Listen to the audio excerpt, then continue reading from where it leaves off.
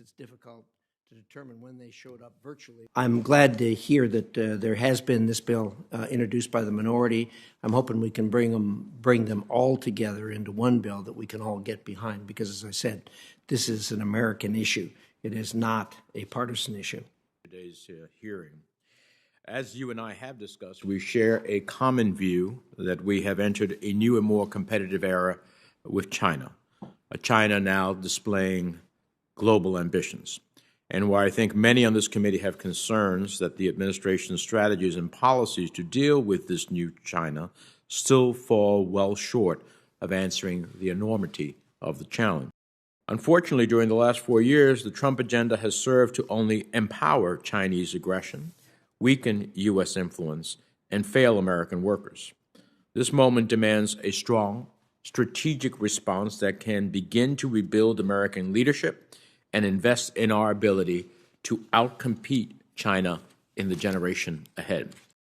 Today, I have joined with a number of my Democratic colleagues to introduce the America Leads Act.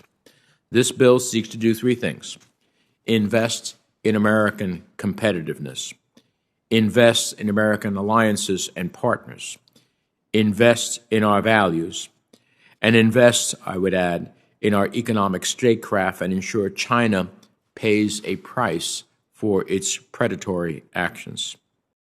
Like Russia, the Chinese Communist Party has realized that the transatlantic relationship is really the beating heart of the West, and perhaps the biggest obstacle to the PRC's designs for the future world order.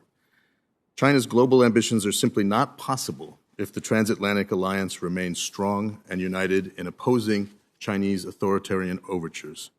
China does not necessarily seek new allies in Europe. They prefer vassals, not partners.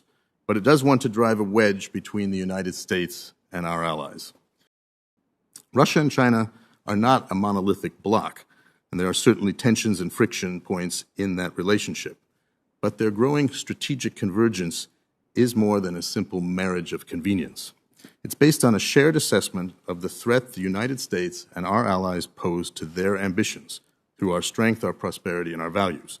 This dynamic is not going away anytime soon, and we must understand and account for it in our diplomacy and policies in this era of great power competition in Europe.